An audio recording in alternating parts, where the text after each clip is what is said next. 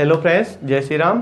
तो आज का हमारा जो टॉपिक है वो उस राजा को लेकर है जिसने क्या है आधी दुनिया को जीत लिया था। हालांकि यह राजा क्या है पृथ्वी का 5% हिस्सा ही जीत पाया था। इसी से संबंधित हम बात करेंगे कि भारत का पहला देशद्रोही किसे कहा जाता है और भारत के उस महान शक्तिशाली राजा के बारे में बात करेंगे जिसने क्या है आधी दुनिया को जीतने वाले को भी क्या है हराया था।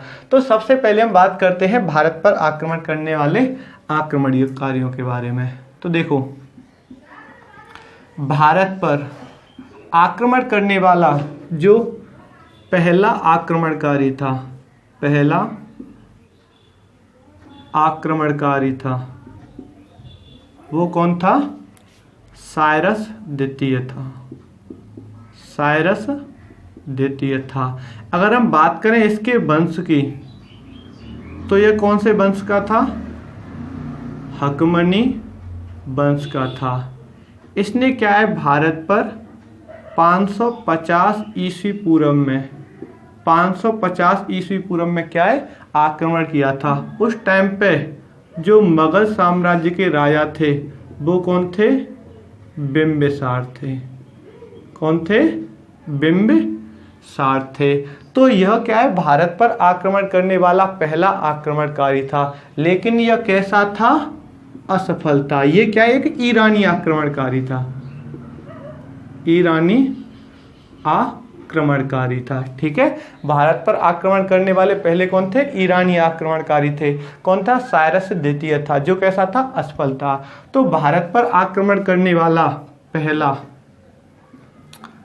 सफल आक्रमणकारी तो वो कौन था? डेरियस प्रथम। डेरियस प्रथम, जिसे क्या है दारा प्रथम के नाम से भी जाना जाता है। यह भी कौन से वंश का था? हकमनी वंश का था, ईरानी आक्रमणकारी था। यानी इसका जो नाती था साइरस द्वितीय का वो कौन था? डेरियस प्रथम था। इसने क्या है भारत पर 516 ईस्वी पूर्व में आक्रमण किया था। कब किया था? 516 ईस्वी पूर्व में। देखो, ईस्वी और ईस्वी पूर्व का मतलब क्या होता है? एक ईस्वी को ईसा मसीह का जन्म हुआ था, तो उनके जन्म से पहले को क्या बोलते हैं? ईसा पूर्व बोलते हैं, और बाद को क्या बोलते हैं? ईस्वी बोलते हैं। तो यह क्या है ईसा मसीह के 5 से 16 साल पहले की बात है। यह क्या है ईसा मसीह के 550 साल पहले की बात है। अब हम बात करते हैं भारत पर आक्रमण करने वाला दूसरा आक्रमणकारी बल्कि पहला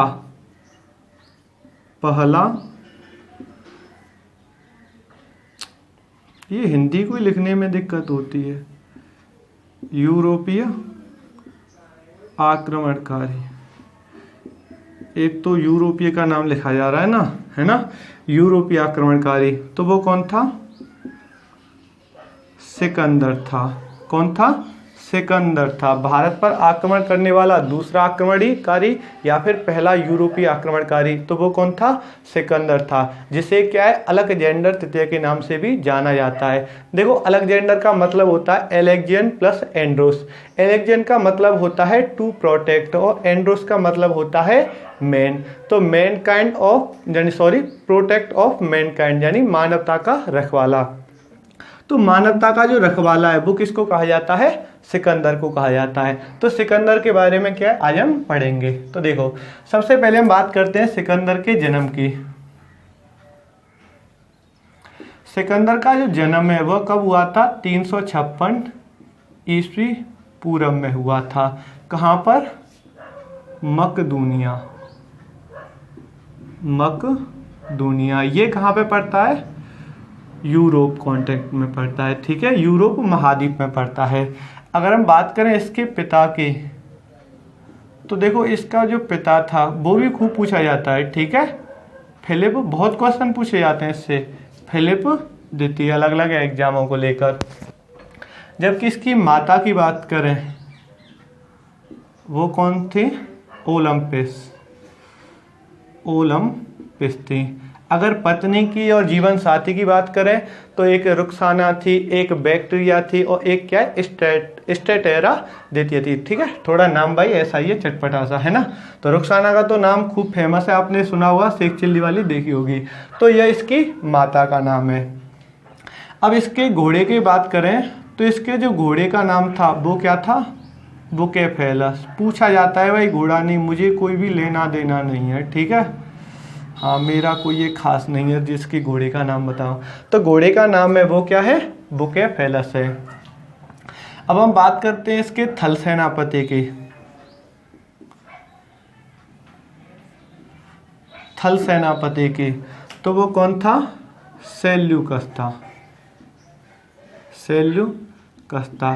देखो सेल्यूकस से रोचक एक बात और आपको बता देते हैं, वैसे तो इसे मौर्य वंश में पढ़ाएंगे चंद्रगुप्त मौर्य के साथ। देखो सेल्यूकस और चंद्रगुप्त मौर्य के बीच क्या है, 305 ईसा पूर्व में क्या है, युद्ध होता है, जिसमें क्या है सेल्यूकस को चंद्रगुप्त मौर्य हरा देते हैं। तो यहाँ पर क्या है, सेल्यूकस अपनी पुत्र की शादी किससे कर देते हैं, चंद्रगुप्त मौर्य से कर देते हैं। तो इसे क्या है, पहला अंतर्राष्ट्रीय विवाह कहा जाता है। ठीक है, तो ये ध्यान रखना, हालांकि एग्जाम से इतने वो नहीं है, लेकिन पहला अंतर्राष्ट्रीय विवाह कब हुआ था, पहला अंतर्राष्ट्रीय विवाह 305 ईस्वी पूर्व में हुआ था। ठीक है, हेलेन और चंद्रगुप्त मौर्य के बीच। अब हम बात करें जल सेनापति की। जल सेनापति की तो इसका जो जल सेनापति था वो कौन था, निर्याकस था। कौन था, निर्याकस। अब हम बात करते हैं सिकंदर के गुरु के। तो देखो सिकंदर का जो गुरु था वो कौन था, अरस्तु। और अरस्तु के जो गुरु थे वो कौन थे, प्लूटो। और प्लूटो के भी जो गुरु थे वो कौन थे, कोई इंपॉर्टेंट चीज होती है फिर मैं टॉपिक नहीं देखता हूँ भाई, ठीक है कि नहीं, क्योंकि यहाँ पे हो जाएगा वो और अच्छी बात है। तो सिकंदर के गुरु कौन थे, अरस्तु थे। अरस्तु की एक पुस्तक है जो बहुत पूछी जाती है, द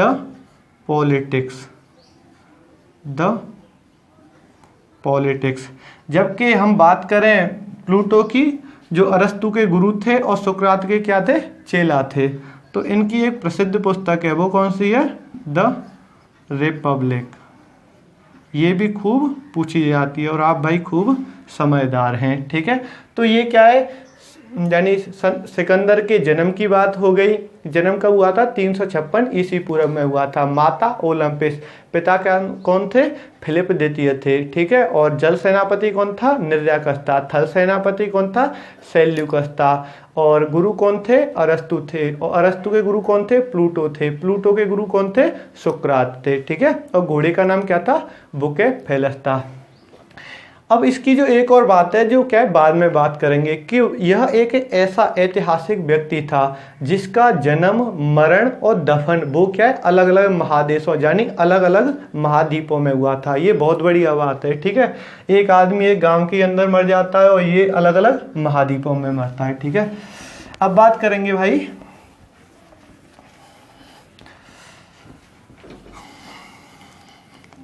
साले बेवड़े थे, इधर उधर घूमते रहते थे, है ना, कहानियों के चक्कर में, है ना। देखो अब हम बात करेंगे इसके भारत पर आक्रमणकारी की। तो देखो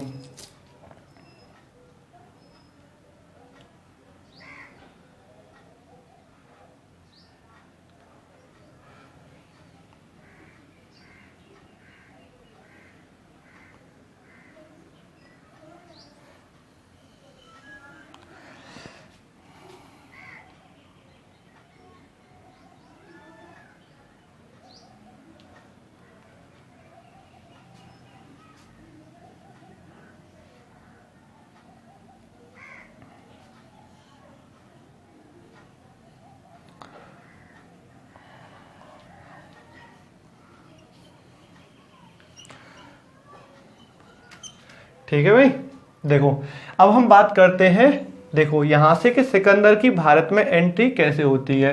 तो यहाँ पे क्या है कि ये जो क्षेत्र पड़ता है वर्तमान में, ये क्या पड़ता है, पाकिस्तान पड़ता है, नहीं पहले क्या है, अफगानिस्तान। देखो पहले तो ये सॉरी भारत का हिस्सा था, और यहाँ पे जो पड़ता है वो क्या पड़ता है, अफगानिस्तान। और यह आपको पता होगा कि भारत की जो सबसे कम सीमा लगती है वो कौन से देश से लगती है, अफगानिस्तान से लगती है, सबसे कम 106 किलोमीटर। सबसे अधिक बांग्लादेश से लगती है, कितनी, 4916 मीटर, ठीक है, सॉरी 4496 किलोमीटर। अच्छा, अब हम बात करते हैं कि देखो यहाँ पर क्या है, एक दर्रा है, जिस दर्रे को किस नाम से जाना जाता है, खैबर दर्रा। देखो यहाँ पे लिख दे रहा हूँ मैं, जिसके बारे में भी कुछ बात बताऊंगा, है ना, खैबर दर्रा, खैबर पास। देखो सबसे पहले बात करते हैं हम दर्रा की। तो दर्रा किसे कहते हैं, पर्वतों एवं पहाड़ियों के मध्य आवागमन के लिए पाए जाने वाले प्राकृतिक मार्ग को क्या कहते हैं, हम दर्रा कहते हैं। किसके मध्य, पर्वतों एवं पहाड़ियों के मध्य पाए जाने वाले प्राकृतिक मार्ग को दर्रा कहते हैं। अब जो दर्रा है यह कहाँ है, पाक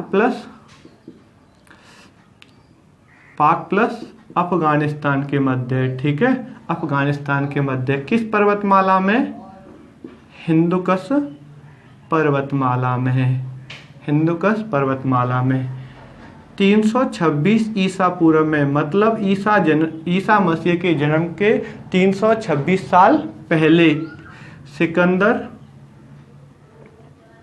सिकंदर इसी दर्रे से भारत में आया था, इसी दर्रे से भारत में आया था। इसी दर्रे को भारत का प्रवेश द्वार कहा जाता है, भारत का क्या कहा जाता है, प्रवेश द्वार कहा जाता है। अगर पूछा जाए किस बंदरगाह को, तो वो किसको कहा जाता है, मुंबई को कहा जाता है, जो क्या है भारत का सबसे बड़ा बंदरगाह। अगर दर्रे की बात आए तो खैबर दर्रा को। इसी दर्रे से क्या है, आर्य भारत में इसी दर्रे से आए थे, आर्य भारत में इसी दर्रे से आए थे, जिन्हें क्या हिंदू धर्म का संस्थापक माना जाता है। सिकंदर के बाद जितने भी आक्रमणकारी आए हैं, कुछ 2-4 को छोड़कर, वो क्या इसी दर्रे से आए थे।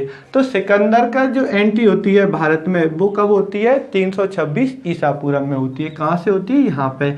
अब सिकंदर क्या है कि भारत के छोटे छोटे राज्यों को क्या है, जीत लेता है। लेकिन यहाँ पे क्या है, सिंध क्षेत्र के पास एक राज्य पड़ता है, जिसे किस नाम से जाना जाता है, मशक नाम से जाना जाता था। उसकी खासियत यह है कि सिकंदर के विरुद्ध किस राज्य की महिलाओं ने क्या है, हथियार उठाया था। तो वो किस राज्य की महिलाओं ने उठाया था, मशक राज्य की महिलाओं ने। बाद में क्या होता है कि सिकंदर संधि के बहाने रात में क्या इन पर अत्याचार कर देता है, ठीक है, एक धोखे से प्रहार करता है। अब देखो यहाँ की बात करें तो यहाँ पर क्या है, तक्षशिला पड़ता है इस क्षेत्र में, तक्षशिला।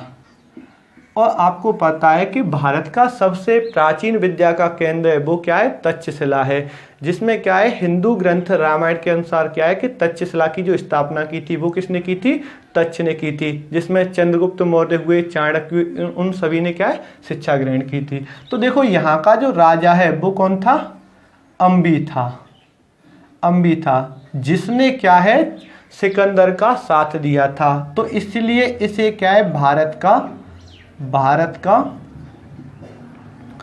पहला देशद्रोही कहा जाता है। भारत का पहला देशद्रोही किसे कहा जाता है, अंबी को कहा जाता है। एक सेकंड भाई, गर्मी ज़्यादा पड़ रही है ना, एक तो साला लॉकडाउन। देखो भारत का जो पहला देशद्रोही है वो किसे कहा जाता है, अंबी को कहा जाता है, जो कहाँ का राजा था, तक्षशिला का राजा था, ठीक है, जिसने किसका साथ दिया था, सिकंदर का साथ दिया था, और भारतीय राजाओं के खिलाफ लड़ा था, विरुद्ध लड़ा था। अब देखो यहाँ पर क्या है कि एक वेरीनाग दर्रा है, वेरीनाग दर्रा से क्या है, झेलम नदी निकलती है। कौन सी नदी निकलती है, झेलम। देखो सिंधु नदी यहाँ से निकलती है, झेलम यहाँ से निकलती है, और चिनाब यहाँ से निकलती है, और रावी यहाँ से निकलती है, और ब्यास क्या है, ब्यास यहाँ से निकलती है। तो हम क्या है, जो हिमाचल प्रदेश के रोहतांग दर्रे से, इन नदियों के बारे में बात करेंगे। ये कौन सी नदी हो गई, ब्यास नदी हो गई। ये कौन सी हो गई? झेलम हो गई।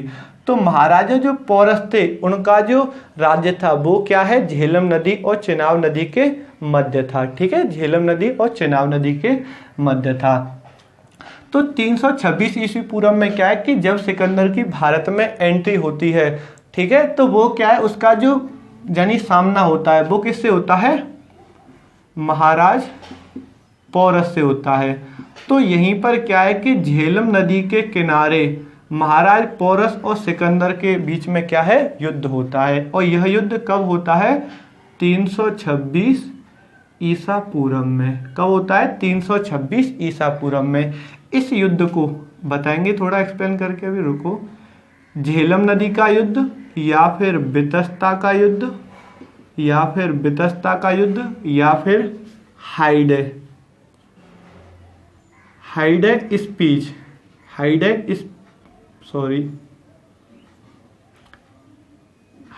स्पीच का युद्ध कहा जाता है।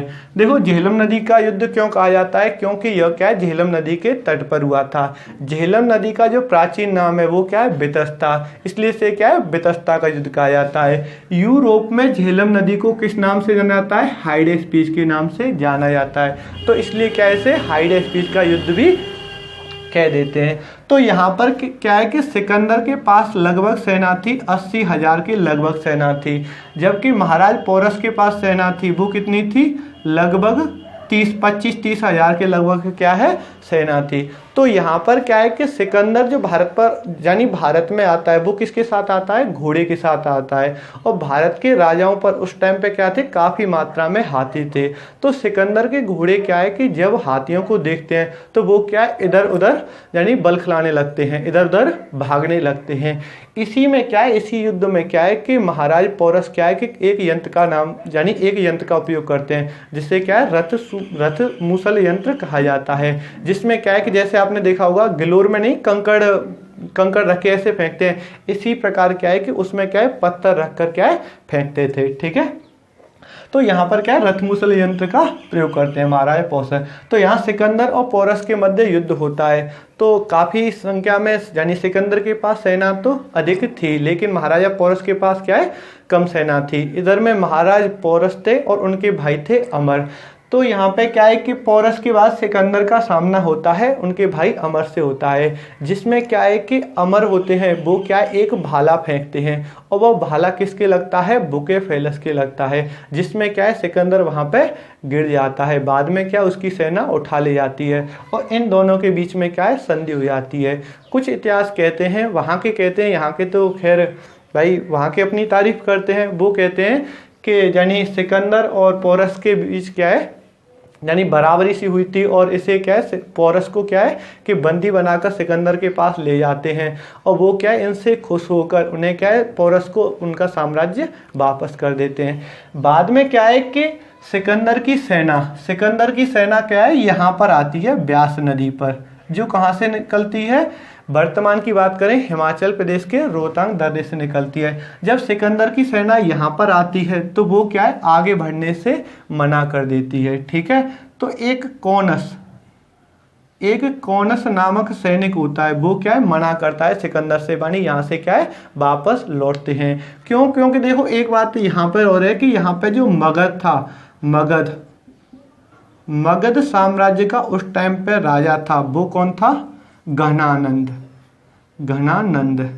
कई बुकों में क्या इसे धनानंद के नाम से दे रखा है। घनानंद जो क्या है? नंद वंश का अंतिम शासक था। नंद वंश की स्थापना है वो किसने की थी? महापद्म नंद ने की थी। इसका जो अंतिम शासक था वो कौन था? घनानंद। और घनानंद की हत्या कौन करते हैं? चंद्रगुप्त मौर्य करते हैं।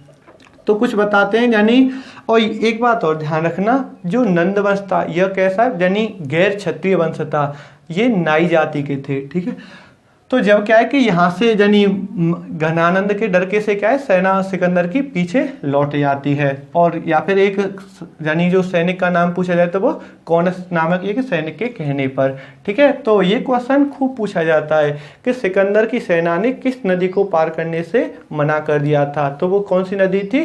ब्यास नदी थी, जिसका प्राचीन नाम है वो क्या है? बिपाशा है। ठीक है। तो किस नदी को? बिपाशा नदी को। अब हम बात करते हैं कि देखो सिकंदर की कुछ बताते हैं, कुछ सेना सिकंदर की ऐसे घूम फिरते वाणी कि यहाँ तक आए हैं, तो 2-4 ऐसे वाणी भारत की सैर करते ही चले, ठीक है।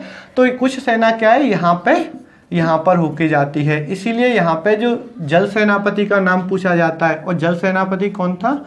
जो मैंने आपको बता दिया है, वह कौन था? निर्याकस था। अब हम बात करें सिकंदर की, तो सिकंदर भारत में क्या है? 19 माह तक रहा था। कितने माह तक रखा था? 19 माह तक रखा था। सिकंदर की देखो और बात हो रहे हैं, देखो सिकंदर की यहाँ पे बता देते हैं।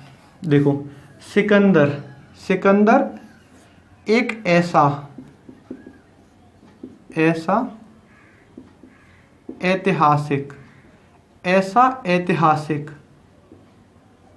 व्यक्ति था जिसका जन्म, पहले जन्म की बात कर लेते हैं, हाँ मरेगा तो बाद में है ना। मरण और दफन अलग अलग महादेशों, मतलब महाद्वीप कॉन्टिनेंट में हुआ था, ठीक है। तो देखो जन्म की बात करें तो इसका जो जन्म है वो कब हुआ था? मैंने अभी आपको बताया था 356 ईस्वी पूर्व को। कहाँ पर? मकदूनिया। महाद्वीप की बात करें, कौन सा महाद्वीप है? यूरोप महाद्वीप है। अब बात करें मरण की, तो इसकी जो मृत्यु हुई थी वो कब हुई थी? 323 ईस्वी पूर्व में, जब किसकी हत्या होती है? धनानंद की, मौर्य वंश की स्थापना होती है। और कहाँ पर हुई थी? बेबीलोन कहाँ पे पड़ता है? ईरान में पड़ता है। ईरान कौन से महाद्वीप में पड़ता है? एशिया महाद्वीप में पड़ता है, ठीक है। अब इसकी बात करते हैं हम दफन की, तो देखो दफन इसे क्या है? 323 ईस्वी पूर्व में ही किया गया था। कहाँ पर? सिकंदरिया। और ये कौन से महाद्वीप में पड़ता है? अफ्रीका अंध महाद्वीप में पड़ता है। ऐसा महाद्वीप जिससे कर्क रेखा, भूमध्य रेखा और मकर रेखा क्या है? तीनों होकर गुजरती हैं। एक बात और ध्यान रखना कि एक क्वेश्चन पूछा जाता है कि सिकंदर किस भारतीय दार्शनिक को अपने साथ ले गया था? तो सिकंदर क्या है? कालानास भारतीय दार्शनिक को क्या है? अपने साथ ले गया था। एक क्वेश्चन और पूछा जाता है कि सिकंदर ने क्या है कि भारत में कौन से 2 नगर बसाए थे? तो एक तो घोड़े के नाम पर बसाया था बुकेफेलस, जो क्या है? झेलम नदी के तट पर बसाया था। बुकेफेलस या निकेया, लिख देता हूं मैं, बुकेफेलस या तथा निकेया। सिकंदर ने क्या है? भारत में 2 नगर बसाए थे। तो सिकंदर का जो टॉपिक है, सिकंदर के बारे में, यहाँ से क्या है एग्जाम में काफ़ी क्वेश्चन पूछे जाते हैं अलग अलग एग्जामों को लेकर, जो क्या है बहुत ही इम्पोर्टेंट टॉपिक है। तो इसमें क्या है, आज की वीडियो में बस इतना ही। वीडियो देखने के लिए बहुत बहुत धन्यवाद आपका। जय हिंद।